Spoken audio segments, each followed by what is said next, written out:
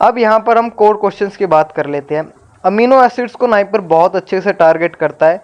Amino acid की structures और इनकी प्रॉपर्टीज़ ये आपको आनी चाहिए। स्ट्रक्चर में इसलिए कह रहा हूँ क्योंकि काफ़ी क्वेश्चंस आपके प्रॉपर्टी में कवर नहीं होते हैं, वो आपके स्ट्रक्चर में कवर होते हैं। और ये आपका जो अमीनो एसिड का कॉन्सेप्ट है ये आपका नाइपर के पीएचडी एग्ज़ाम में भी रहता है।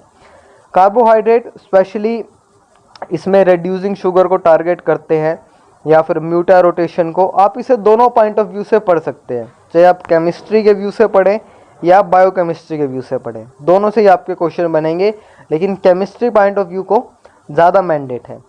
Read everything about DNA and RNA, ये अब बहुत एक इम्पोर्टेंट आपके लिए बन गया है। डीएनए और आरएनए के बारे में आपको पता होना चाहिए, चाहे आप 12th की एनसीईआरटी से पढ़ें या आप कहीं से किसी बुक से पढ़ें, आपको डीएनए आरएनए के बारे में एक अच्छी साउंड नॉलेज होनी चाहिए, क्योंकि यहाँ से क्वेश्चन आपका रहेगा ही रहेगा।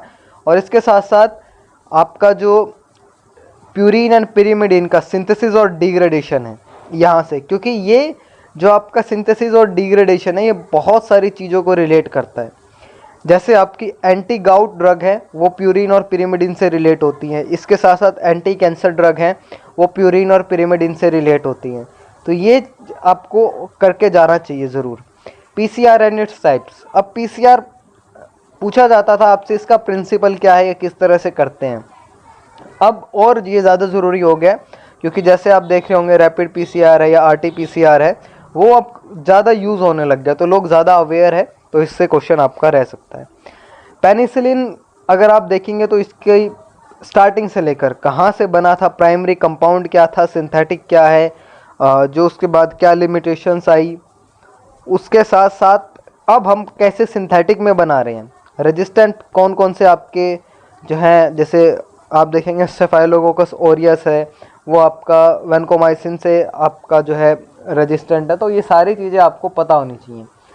सिफेलोस्पोरिन का जो है और पेनिसिलिन, इन दोनों की रिंग पे क्वेश्चन ज़्यादातर पूछे गए हैं कि इनमें कौन सी रिंग है, स्ट्रक्चर क्या है और कैसे आपके हाइड्रोजन वगैरह अरेंज हैं, कायरल कार्बन पे भी रहता है, तो ये जो है आपको पता होने चाहिए। एंटीवायरल ड्रग पे आपका क्वेश्चन रहा है, इसकी आपको क्लासिफिकेशन और मैकेनिज्म ऑफ एक्शन ये दोनों आपको पता होने चाहिए। पूछा जाएगा आपसे एंटीवायरल ड्रग, अमेंटाडिन पूछी जा सकती है, या जो आपकी एंटी एचआईवी ड्रग हैं वो आपसे पूछी जा सकती है। एंटी एरिथमिक ड्रग की आप क्लासिफिकेशन भी करके जाएंगे तब भी, और ये क्वेश्चन हर बार रिपीट होता हुआ आया है आपका एंटी एरिथमिक ड्रग्स का। एंटी एपिलेप्टिक ड्रग स्पेशली पूछी जाती है या तो आपके साइड इफ़ेक्ट को लेकर, एडवर्स इफेक्ट जो है उसको लेकर, या फिर कोई स्पेसिफिक डिसऑर्डर है, जैसे आप क्लोनिक देखते हैं, उसके साथ साथ अब्सेंस सीजर देखते हैं, उस किस स्पेसिफिक टाइप के सीजर में उसका यूज़ है, तो ये आपसे पूछा जाता है। और एक क्वेश्चन या एक पॉइंट जो है मैं आपके साथ डिस्कस कर दूं, जो आपको एक अच्छा फार्माकोलॉजी में हेल्प करेगा, कि आप जो अदर ड्रग हैं या मिसलेनियस ड्रग हैं, आप नाइपर के लिए उसको छोड़ के नहीं जाएंगे, क्योंकि नाइपर मेन ड्रग से ज़्यादा आपकी जो मिसलेनियस ड्रग्स हैं या जो अदर ड्रग्स हैं उन पे ज़्यादा फोकस रहता है। ये आपका इम्पोर्टेंट पॉइंट है, क्योंकि शायद आपको अभी नहीं पता, लेकिन जब आप हायर स्टडीज़ में जाएंगे या कभी मार्केट में काम करेंगे किसी फार्मा शॉप पे या हॉस्पिटल में, तब आपको समझ में आएगा जो आप नॉर्मल क्लासिफिकेशन वाली ड्रग पढ़ रहे हैं उनका यूज़ कम है, और जो अदर ड्रग्स हैं, मिसलेनियस ड्रग्स हैं, उनका यूज़ आपका ज़्यादा हो गया है, तो इसलिए नाइपर वहाँ फोकस करता है। ड्रग रेजिस्टेंस मैकेनिज्म, इसके आपके 3 मैकेनिज्म होते हैं आपके, ट्रांसलेशन, ट्रांसक्रिप्शन वाला, तो वो आपको समझ में आ जाना चाहिए। ये आपका एक छोटा सा आई थिंक एक टॉपिक होता है। आईआर की रेंजेस, जो आपका डिफरेंट फंक्शनल ग्रुप्स हैं उनके लिए कितनी है, ये आपको कुछ याद रखनी पड़ेंगी, बेसिक जो फंक्शनल ग्रुप है उनके लिए। एनएमआर में आपसे जनरली पूछ लिया जाता है कि हार्ट्स और जो आपका रिलेशनशिप है मैग्नेटिक फील्ड का, उसके बीच के रिलेशनशिप को आपसे एक क्वेश्चन पूछा जाता है। उसके साथ साथ जो है आपसे यूनिट्स पूछी जाती है जो यहाँ पर आप यूज़ करते हैं, केमिकल शिफ्ट और स्प्लिटिंग, ये आपके मेन क्वेश्चन। इसके साथ साथ जो आपके डिटेक्टर्स हैं, सोर्स ऑफ रेडिएशन है, ये आपका एक इम्पॉर्टेंट क्वेश्चन रहता है कि कैसे आपके डिटेक्टर्स यूज़ हो रहे हैं, और सोर्स ऑफ रेडिएशन, ये क्वेश्चंस आपसे हमेशा ही रहते हैं। नेक्स्ट आप देखेंगे arrange compounds on the highest और लोएस्ट एसिडिटी और बेसिसिटी। ये आपका कंफर्म्ड क्वेश्चन है, ये आपको 101% क्वेश्चन मिलता है कि आपको ऑर्डर में जो है कंपाउंड्स को अरेंज करना पड़ता है उनकी एसिडिटी और बेसिसिटी के ऊपर। तो ये कॉन्सेप्ट जो है आपको आना चाहिए।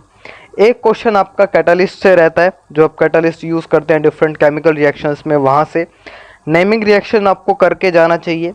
नेमिंग रिएक्शन में 2-3 तरीके से क्वेश्चन पूछा जाता है कि किस नेमिंग रिएक्शन में कौन सा प्रोडक्ट बनता है, या प्रोडक्ट देकर आपसे नेमिंग रिएक्शन का नाम पूछ लिया जाता है, या उस नेमिंग रिएक्शन में यूज़ होने वाले कैटालिस्ट के बारे में। तो इस तरह से आपका क्वेश्चन रहता है।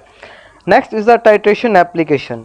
जैसे आप जो टाइट्रेशन पढ़ते हैं, कॉम्प्लेक्सोमेट्री है, ग्रेविमेट्री है, उनमें जो आपके नाम से जो मेथड्स है उनकी एप्लीकेशंस क्या हैं वो आपसे पूछा जाता है।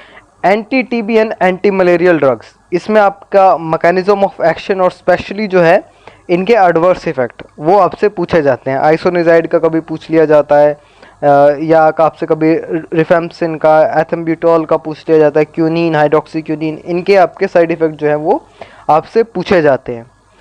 नेक्स्ट बात करें, ये मैं आपको बता चुका हूँ पहले ही, वन क्वेश्चन ऑन नॉमेनक्लेचर। एक क्वेश्चन आपका जो है नॉमेनक्लेचर पे रहता है। स्पेसिफिकली अगर देखा जाए तो ज़्यादातर जो ड्रग्स इन्होंने दी है नॉमेनक्लेचर की, वो आपकी एंटी हिस्टामिनिक ड्रग जो हैं, यानी जो एंटी हिस्टामिनिक ड्रग हैं उनका नॉमेनक्लेचर आपसे ज़्यादातर पूछा जाता है। ये कुछ पिछले एग्ज़ाम्स में जो है ये एक हम कह सकते हैं पैटर्न रहा है। 2 क्वेश्चंस बेस्ड ऑन स्ट्रक्चर, ये आपके रैंडमली मेडिसिनल केमिस्ट्री के है कि वो कहीं से भी पूछ लेते हैं, लेकिन ज़्यादातर देखा जाए तो वो आपका ANS वाला जो चैप्टर है वहाँ से, और जो CNS का एक चैप्टर है वहाँ से आपका क्वेश्चन रहता है। 2 questions on drug delivery system, ये आपको पूरा का पूरा चैप्टर आपको पढ़ना पड़ेगा इसके लिए। नोवल ड्रग डिलीवरी सिस्टम है आपका, टारगेट ड्रग डिलीवरी सिस्टम है आपका, ऑस्मोटिक प्रेशर बेस्ड डिलीवरी है आपका, जो आप देखते हैं एक्सटेंडेड रिलीज ड्रग्स हैं, ये आपसे क्वेश्चन रहेंगे। जनरल फार्माकोलॉजी में बात करें तो ज़्यादातर क्वेश्चंस आपसे पूछे जाते हैं receptors and its types of agonist and antagonist. तो रिसेप्टर्स आपको अच्छे से आने चाहिए, क्लासिफिकेशन उनका जो पूरा एक पाथवे है कि एक्टिवेशन का, वो एगोनिस्ट में आपका पार्शियल एगोनिस्ट, इन्वर्स एगोनिस्ट, इनके बीच में डिफरेंस आपका रहा है, और एंटागोनिस्ट। नेक्स्ट बात करें reversible and irreversible enzyme inhibitors. इसमें मोस्टली आपका क्वेश्चन जो है वो कर्व बेसिस पे पूछे गए हैं कि आपको कर्व बना के दे दिया जाता है और पूछते हैं कि ये रिवर्सिबल है, इरिवर्सिबल है, किस तरह का एंजाइम इनहिबिशन हो रहा है। एक क्वेश्चन आपका एरोमेटिसिटी हक्कल रूल पे रहता है आपका नाइपर के एग्ज़ाम में। इंडिकेटर जो यूज़ होते हैं टाइट्रेशंस में, वहाँ पर एक क्वेश्चन रहता है हक्कल रूल, ये टाइट्रेशन वाला क्वेश्चंस ये आपके रहते ही रहते हैं। इसमें आपका टाइट्रेशन इंडिकेटर में आपसे pH पूछ ली जाती है, कलर पूछ लिया जाता है किस चेंज में होता है, या आपसे ये पूछ लिया जाता है कि ये इंडिकेटर किस टाइप की टाइट्रेशन में यूज़ होता है। विटामिन आपके इम्पॉर्टेंट हैं, चाहे आप इसे medicinal chemistry point of view से पढ़ेंगे और आप बायोकेमिस्ट्री पॉइंट ऑफ व्यू से पढ़ेंगे तो आपका क्वेश्चन बन जाएगा। कहीं से भी वो पूछ ले, विटामिन से आपका क्वेश्चन रहेगा तो ये आपका हो जाएगा। प्री फॉर्मुलेशन में स्पेसिफिकली क्वेश्चन जो आप माइक्रोस्कोपी उसमें करते हैं, और पॉलीमॉर्फिज्म, इसको स्टडी करने के लिए जो जो आपके पास पैटर्न है या जो टेक्निक्स है, चाहे वो माइक्रोस्कोपी क्यों ना हो या दूसरी कोई टेक्निक है, वो आपसे पूछा जाता है प्री फॉर्मुलेशंस में।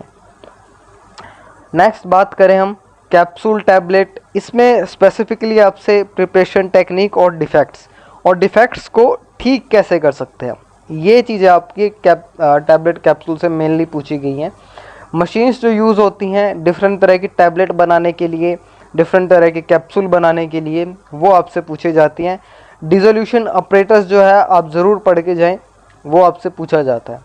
कॉमन एक्सिपिएंट्स, जैसे आप देखेंगे एक एक्सिपिएंट्स है, उसका रोल आपका बाइंडिंग एजेंट में भी है, उसका रोल जो है आपका डाइल्यूटेंट में भी है, या कोई और यूज़ है उसी एक्सिपिएंट का। तो हम कह सकते हैं कि कोई ऐसा एक्सिपिएंट है जिसका यूज़ मल्टीपल पर्पस के लिए हो रहा है, तो वो आपसे पूछा जाएगा, और वो पूछा जाता है आपसे उसकी क्वांटिटी के ऊपर, वो आपसे रहता है। एंटीऑक्सीडेंट्स, चाहे आपका ये आपके विटामिन से हो, जैसे विटामिन ई का यूज़ एंटीऑक्सीडेंट से होता है, विटामिन सी अभी लोग खा रहे हैं, वो एंटीऑक्सीडेंट की तरह काम करता है। इसके साथ साथ आपके BHT हैं, टोल्यून वगैरह के जो आपके एंटीऑक्सीडेंट्स हैं उनसे आपका पूछा जाता है। पेरेंट्रल्स में देखें तो आपसे ग्लास, व्हीकल और टेस्टिंग, ये 3 ऐसे आपके जो रहे हैं टॉपिक इसके अंदर, यहाँ से क्वेश्चन ज़्यादातर रहे हैं। एरोसोल में गैसेज यूज्ड एंड फार्मूला, जैसे आप क्लोरोफ्लोरोकार्बन है या हाइड्रो ब्रोमोफ्लोरोक्लोरोकार्बन है, तो इस तरह का एक फॉर्मूले से बनते हैं, नंबर इसमें देते हैं 1 2 3 4, तो वो फॉर्मूला जो है आपको आना चाहिए। एक क्वेश्चन पूछ लिया जाता है और इसका जो है आपका इसमें जो आपके इन्हेलर्स आते हैं स्पेसिफिकली जो अस्थमा में यूज़ होते हैं, मीटर डोज इन्हेलर या जो आपका ड्राई पाउडर इन्हेलर, जिसे शॉर्ट फॉर्म में DPI कहते हैं, वो आपको पता होना चाहिए। 1 question related to doses form, चाहे आपका वो सिरप हो, इमल्शन हो, सस्पेंशन हो, 1 2 क्वेश्चन आपके वहाँ से रहेंगे।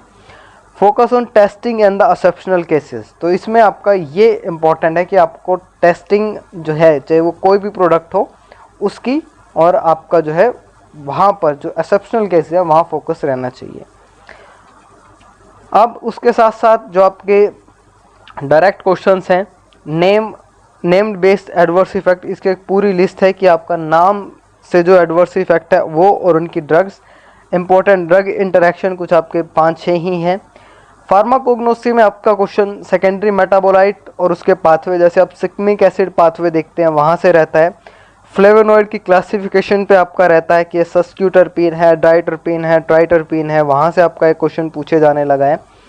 इसके साथ साथ फाइटोकेमिस्ट्री जो है, अल्कलॉइड, ग्लाइकोसाइड्स, इनके जो टेस्ट हैं वहाँ पर और उनके कंपाउंड्स, तो हम अल्कलॉइड और ग्लाइकोसाइड्स का बेसिक उसे कह सकते हैं। ज्यूरिस्प्रूडेंस में आप शेड्यूल्स पढ़ के जाएँ तो वो एक अच्छा है, कोई ज़्यादा डीप आप ज्यूरिस्प्रूडेंस में ना जाएं तो बेटर है, ये आपके लिए काफ़ी है। स्टीरियोकेमिस्ट्री में आपसे रिंग बेस्ड क्वेश्चंस रहते हैं, जो आपसे स्टेबल है नहीं है वैसा क्वेश्चन आपको स्टीरियोकेमिस्ट्री में रहता है। एक क्वेश्चन आपका pH और pKa पे रहता है, ये आपका एक न्यूमेरिकल टाइप भी हो सकता है या नॉर्मल आपसे pH पूछ लेते हैं या pKa पूछ लेते हैं किसी ड्रग का देकर, तो वो आपसे पूछ लेते हैं। अब एक क्वेश्चन आपका रहता है जो आपकी ड्रग किसी स्पेशलाइज्ड पाथवे से क्या हो रही है, मेटाबोलाइज हो रही है वहाँ से। एंटी कैंसर ड्रग की क्लासिफिकेशन, उसका मैकेनिज्म ऑफ एक्शन और एडवर्स इफेक्ट, इतना ही आपके लिए काफ़ी है, उससे ज़्यादा आपको डीप जाने की ज़रूरत नहीं। आप टेबल्स में इसे बना सकते हैं क्योंकि यहाँ से आपका क्वेश्चन रहेगा, चाहे आपसे वो मैच ऑफ द फॉलोइंग करके पूछें या कैसे भी पूछे, ये क्वेश्चन रहेगा।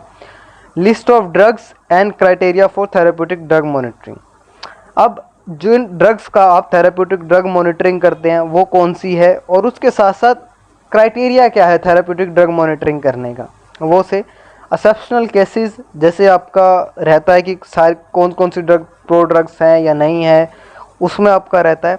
और मेरा ये पर्सनल सुजेशन है, ये लास्ट के 2 पॉइंट्स जो हैं, यहाँ से आपको बहुत हेल्प मिलेगी, चाहे क्वेश्चन आपका आए या नहीं आए। वैसे तो क्वेश्चन रहता ही रहता है, लेकिन आपको हेल्प बहुत ज़्यादा मिलती है।